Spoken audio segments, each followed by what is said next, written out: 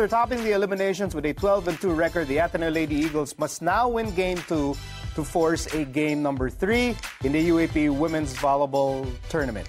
The UST Golden Tigresses, meanwhile, have set their sights on the crown, and they are on a roll with Cici Rondina and Ea Laure leading the league's most potent offense. So, what must Ateneo do in Game 2 to extend the finals, and what can UST do to finish the series with a sweep? Let's bring back Doc AJ Pareja and Mac Dionisio. Guys, you have two things can happen here. It's either, Ateneo proves to people why they're #1 in the seedings, and they force a Game 3, or UST ends a 9-year title drought. That's a long wait for UST. It could all end in Game 2. So let's start with UST. For UST to win Game 2, Doc AJ, I'll start with you. What must they do? Yeah, we all know that Ea Laure took a backseat in Game 1, and Cici Rondina was the one in charge of most of the attacks. So Ateneo will surely adjust their defense in order to cover Cici Rondina. But of course, Ea Laure is still on the picture. But with regards to the Game 1 performance, I noticed that there's a certain attack of Ea Laure that they weren't able to defend well. It was on the Zone 4 or sa right side of the court. Bicar was giving low sets to Ea Laure on that side, and it was unstoppable.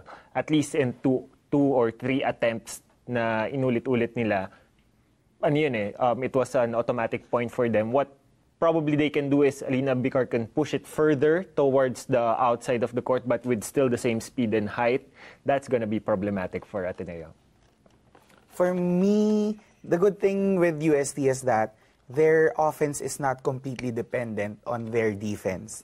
Even if there are those receives, those digs are not perfect, they just have to put it up for Rondina and for Laure, and it's possible they can turn those into points.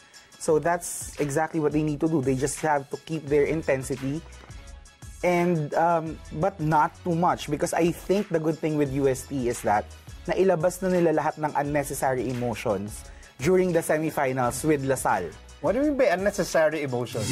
Kasi sometimes it could overwhelm you. Those feeling na, eto na, we're winning. And then, I guess, lumabas na yun against LaSalle. Now, they're keeping their emotions in check, na they have a goal, and they cannot be distracted even by their own emotions. Meaning, if you control your emotions, you can maintain your intensity. Yes, that's exactly what I'm trying to say.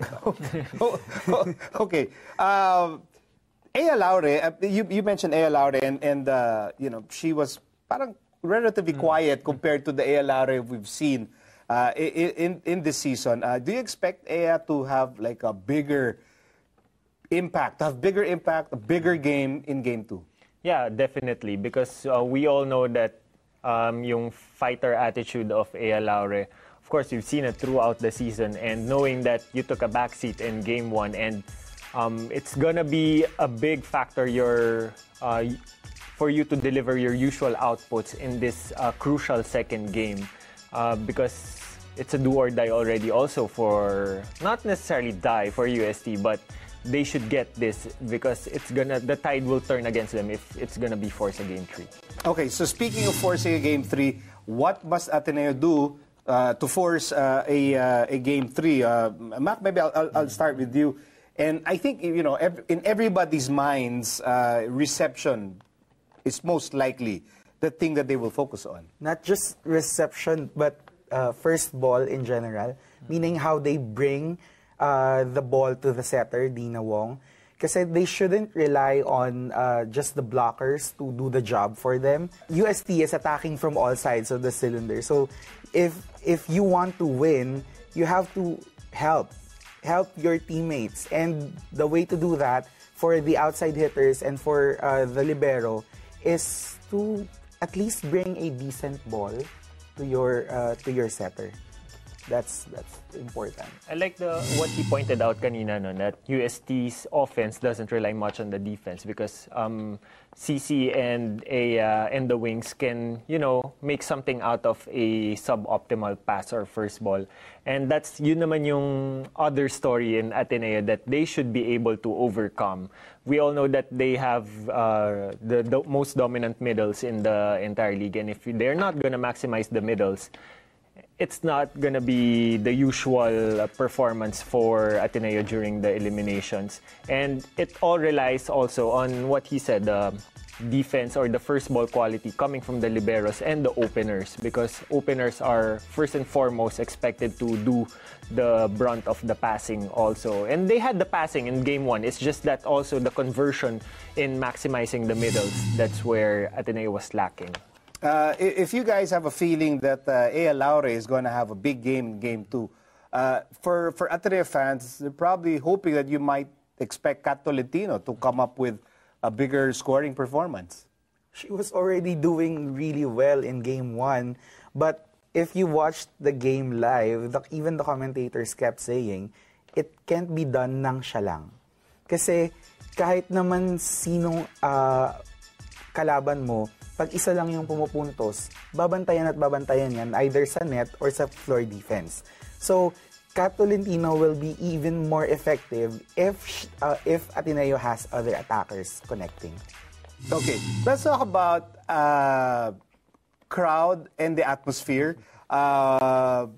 Would it be fair to say that UST fans, I guess due to the dominance of UST, their presence was so felt, whether you're in the arena or watching on TV, will it be the same in Game 2? I think better if you better if Doc AJ answers. Yeah, when I was there, grabe talaga yung crowd ng UST. I actually tweeted that it's giving me flashbacks of the UAAP basketball championship nung time nila Kramer, Intal, and Escalona, where the crowd of UST was really instrumental in gaining that championship.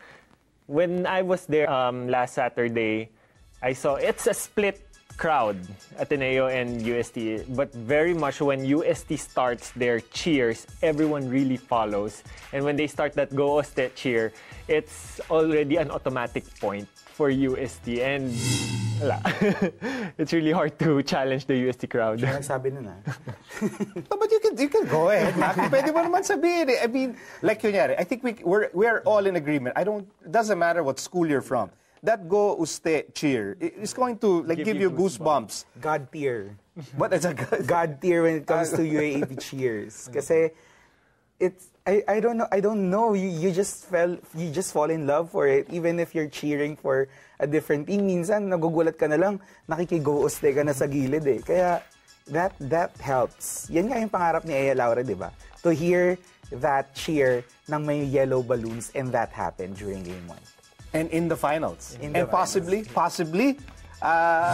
in a championship clinching game. That could happen in Game 2. So we'll all find out what's going to happen in the series. Will Ateneo extend the series to a Game 3, or will UST end their many years of waiting for a volleyball championship? Thank you very much, Doc AJ and Mac for helping us out today.